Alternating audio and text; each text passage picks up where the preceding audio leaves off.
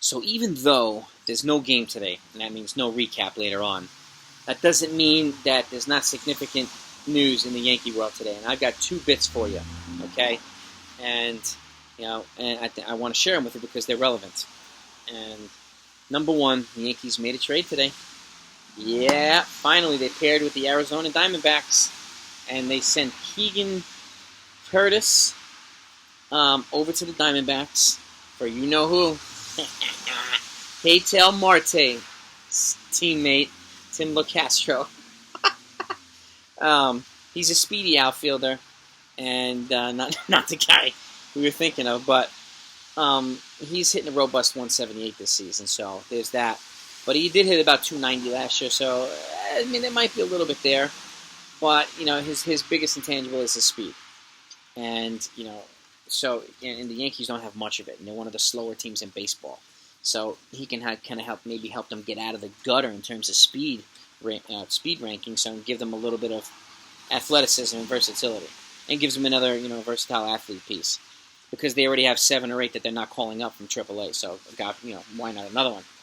And the problem I have with it is he doesn't get on base much, so it's going to be really hard for him to utilize his speed. So that kind of relegates him to pinch hitting and pinch running and stuff like that. And the other problem with that is the Yankees don't get on base much. So there's that too. We'll see. And this is essentially a player that we never heard of for another player that we never heard of. So hopefully it turns into something. It's a minor move, but at least the Yankees are doing something. Not the things we want, but something is better than absolutely nothing.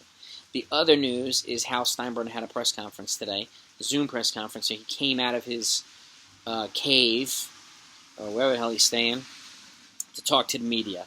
And we got the usual, mouthpiece, the sound bites. I'm disappointed with the team's performance. I'm not happy. We're here to win and do whatever it takes, and with the Yankees and blah blah blah. But then he made a couple of comments of significance. Number one, he suggested that he doesn't foresee them being sellers at the deadline, meaning he doesn't foresee them moving. A lot of their potential assets that I've mentioned recently as guys that they could possibly get back a lot for in trades. And if you haven't seen that video, take a look in the description. I think you'll find it interesting.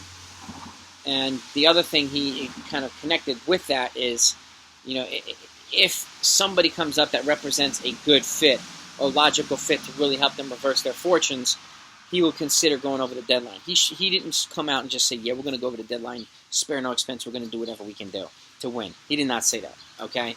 So, personally, I don't expect them to go over the deadline.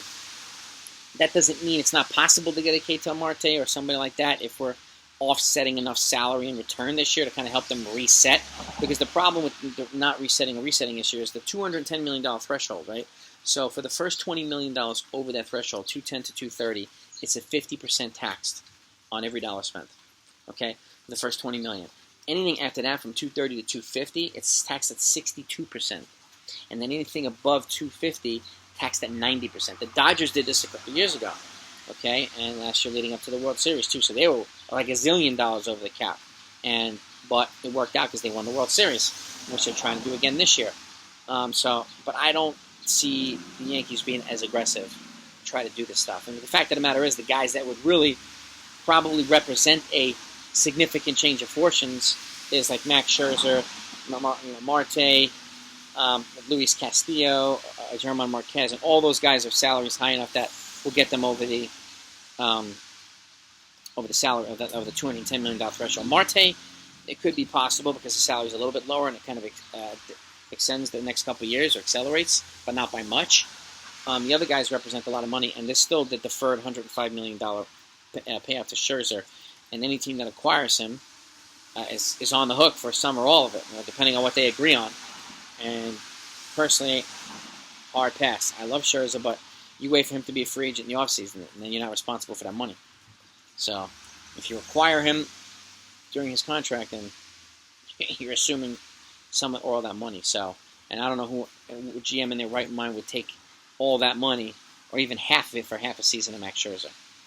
And again, Scherzer's a beast. He's dominant, but you got to be nuts. So that's kind of the other end of what Hal Steinbrenner was saying. So he didn't say they were going to be sellers. He didn't say they were going to be buyers. So kind of right in the midline, typical owner talk. And he also put a lot of the blame on their performance on the players. And I could see a lot of that logic, okay? I mean, but there is some blame to go around everywhere. And that's owner, that's GM, that's manager, coaches, trainers, doctors, all kinds of stuff, because these guys are getting hurt too much. They're not running. They're not doing anything small ball. So, but again, these players are paid a lot of money to do a job, and they're not doing it. So I see that side as well. So, but again, there's fair share blame to go all around the franchise, and it should, period. And the fact is, they have other guys who represent potential upgrades that they're not calling up to see how much of an upgrade they might represent while they're trying to acquire different guys and stuff. So I thought that was the whole point of the minor leagues development system, AA, AAA, and stuff. But I guess not. I guess I was wrong. But so those are the two major pieces of news. I just want to share with you again the Hal Steinbrenner press conference, okay, and the trade. So the press conference, I mean, typical stuff, like I said, typical owner stuff, kind of toeing the line, and he didn't kind of commit to anything either way. So that's kind of annoying, or it's just it's annoying. But again, you learn to expect that from the owners. He's not going to flat out say, "Yeah, let's go." He's not his dad. His dad he won't say anything. He'll just go and get the guys. So, and it put Yankees in financial binds quite a bit, and it screwed up their farm system. I get that, but they won a boatload of championships. So, and he won with big money ball, not regular money ball. So now it's a different ball game.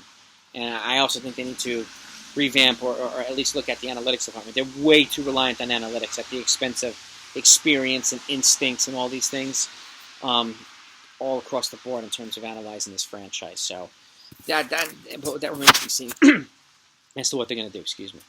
So that's the recap for today. There's no game, so there's no game recap, but a trade recap and a press conference recap. So, I hope you enjoyed it. I hope you found it, informative. If you haven't heard about the trade or the conference yet, so now you do. And I'll be going back to the game, post-game recaps tomorrow, and they'll be playing as well. So, and hopefully they'll win this series before they go to the Mets. And it doesn't look like they're going to face Jacob deGrom, thank the heavens. So, but they're still going to see, I think, Stroman and Taijuan Walker. So, both of them are pitching pretty well this season. So the Yankees will have to be aggressive there, but we'll see what happens there. So, but I'll keep you guys updated. Talk to you soon.